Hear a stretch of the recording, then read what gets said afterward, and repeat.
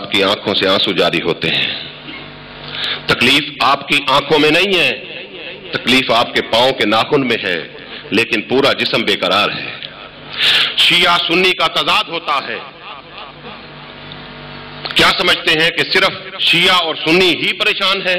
نہیں، پورا شہر اس عذاب کے اندر سے گزرتا ہے. پورے شہر کو سزا ملتی ہے، لوگوں کے املاک جلا دی جاتی ہیں، پورا شہر متاثر ہوتا ہے.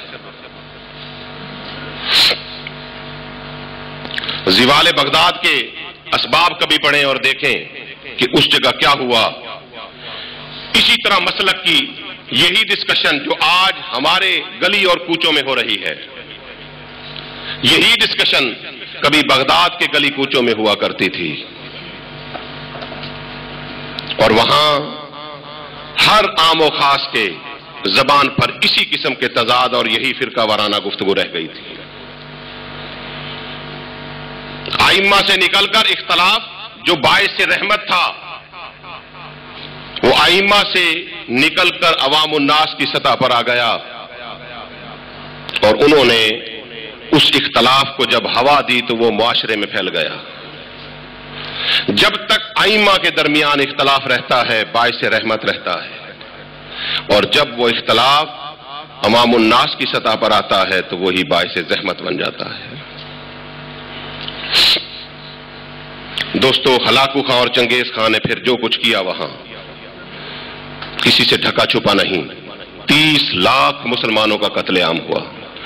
جب وہ آئے تو انہوں نے یہ نہیں دیکھا کہ کون سنی ہے اور کون شیعہ ہے. انہوں نے پھر اس کی تلوار جو چلی تو انہوں نے سنی کو بھی اسی طرح سے کاٹا جس طرح سے شیعہ کو کاٹ دیا.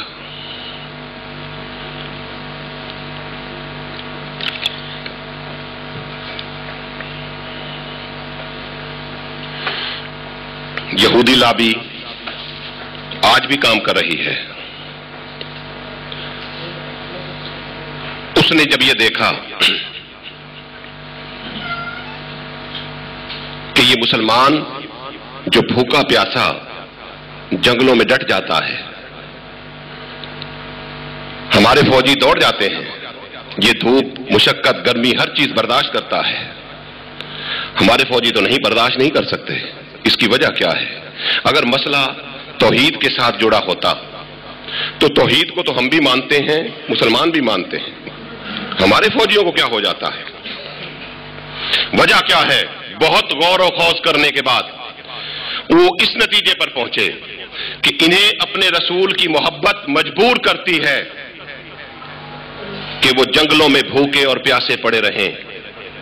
رسول کی محبت صلی اللہ علیہ وسلم، بس ان میں اور ہم میں ایک امتیاز یہی ہے اور کوئی نہیں ہے. انہوں نے پھر یہی پلاننگ کی کہ کسی طرح ہو سکے اگر ان سے جیتنا چاہتے ہیں، ان کو مات دینا چاہتے ہیں، تو پھر کسی بھی صورت ان کے دلوں سے یہ محبت رسول نکال دو. پھر ان کا حال یہ ہوگا کہ بجھی عشق کی آگ اندھیر ہے، مسلمان نہیں راکھ کا ڈھیر ہے. اگر یہ محبت رسول ان کے اندر سے نکال لیں تو. اور پھر انہوں نے اسی رسول مکرم صلی اللہ علیہ وآلہ وسلم کے نام پر جو اس دنیا میں تضاد کو ختم کرنے کے لیے جو ہستی تشریف لائی، نفاق کو ختم کرنے کے لیے جو ہستی تشریف لائی، اسی ہستی کے اوپر جھگڑے کروا دیے، اور نور و بشر کا جھگڑا اسی ہستی کے اوپر کروا دیا. ختم درود کے جھگڑے کروا دیے، علم غیب کے جھگڑے کروا دیے. کوئی توحید کے نام پر جھگڑا نہ دیوبندی میں ہے، نہ بریلوی میں ہے، نہ اہل حدیث میں ہے، نہ شیعت میں ہے. سب خدا کو وحدہ لا شریک مانتے ہیں. اگر کسی جگہ تضاد آتا ہے تو وہی رسول کی ذات جو تضاد کو ختم کرنے کے لیے آئی تھی، ہم نے اسی رسول کی ذات کو ہدف تنقید بنا لیا اور ہدف تضاد بنا دیا.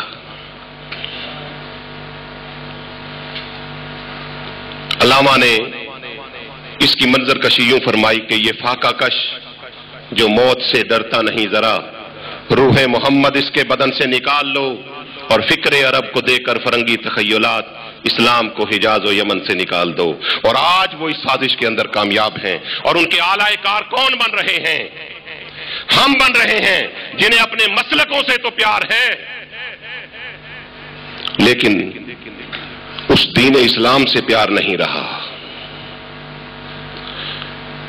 जिस कदर मोहब्बत हम अपने मसलक से करते हैं, उस कदर मोहब्बत हम अपने इस्लाम से भी करें। आपको याद होगा कि आका कायनात सल्लल्लाहु अलैहि वसल्लम माले गनीमत तकसीम फरमा रहे हैं, हो जाता है। इस बात को हर आलिम हर तरीके से अपने अपने तरीके से बयान करता है। मैं आपको एक और डिफरेंट एक राह देना चाहता हूं, और इशारा ही काफी होता है बात का।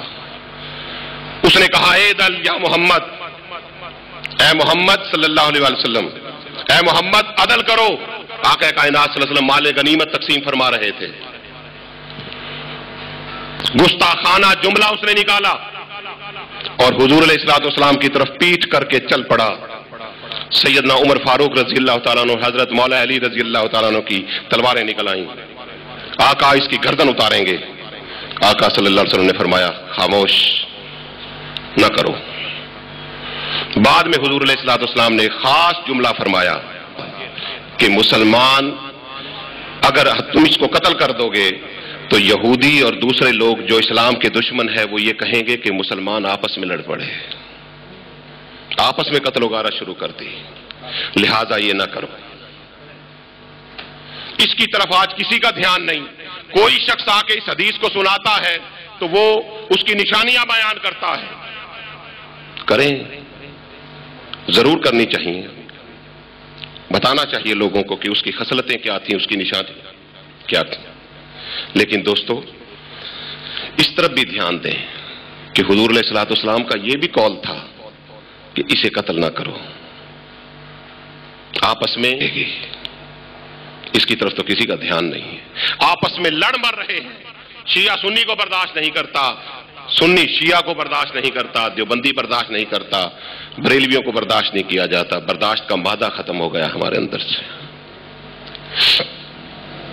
आका कायनात सल्लल्लाहु अलैहि वसल्लम, उनका तरीका क्या था, उसलूब तबलीग क्या था, उसकी तरफ जरा रोशनी डालता हूं। हुजूर अलैहिस्सलाम मक्का से मदीना पाक तशरीफ ले आए।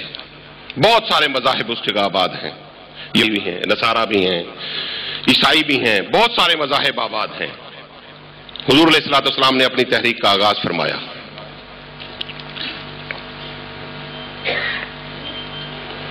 जो शख्स आता हुजूर अलैहिस्सलाम के पास, आपके अखलाक, आपके प्यार, आपके किरदार से मुतासिर होकर कलमा पढ़ लेता। आता तो मुसलमान नहीं था, यहूदी था। जब जाता तो मुसलमान होता था। तंग हो गए यहूदी भी, ईसाई भी तंग पड़ गए कि ये तो थोड़ा ही अरसा गुजरेगा और ये सारे यहूदी और ईसाई ये सब मुसलमान हो जाएंगे। लिहाजा मुसलमानों के नबी के पास ना जाया जाए और मुसलमानों के साथ कथा ताल्लुक कर लिया जाए। सोशल बाइकाट कर लिया, सोशल बाइकाट। यही बात आका कायनात सल्लल्लाहु अलैहि वसल्लम को आकर बताई। सहाबा ने, हुजूर अलैहिस्सलाम बेचैन हो गए, परेशान हो गए और खुद उठ के चल पड़े और जाकर दरवाजा बजाकर उनके सरदारान को बुलाया, इकट्ठा करके बिठाया और फरमाया कि मैं तुम्हारे पास इत्तिहाद कर आया हूं। उन्होंने कहा कि इत्तिहाद किस बात पे करते हैं आप? नबी आपका जुदा, हमारा जुदा, कलमा आपका जुदा, हमारा जुदा, कुरान आपका अलग है, हमारा अलग है, काबा आपका अलग है, हमारा अलग है। हर चीज तो आपकी और हमारी जुदा जुदा है। आप किस बेस के ऊपर इत्तिहाद करेंगे? अरे मेरे आका सल्लल्लाहु अलैहि वसल्लम को एक चीज नजर आई थी, उसी चीज को हुजूर अलैहिस्सलाम ने इत्तिहाद की बुनियाद बना दिया। हुजूर अलैहिस्सलाम ने फरमाया, बेशक इसमें कोई शक नहीं कि तुम्हारा नबी अलग है, हमारा अलग है, तुम्हारा कुरान अलग है, हमारा अलग है, तुम्हारा काबा अलग है, तुम्हारा कलमा अलग है, हमारा अलग है, लेकिन एक चीज हमारी अभी भी मुश्तरक है, वो तुम भी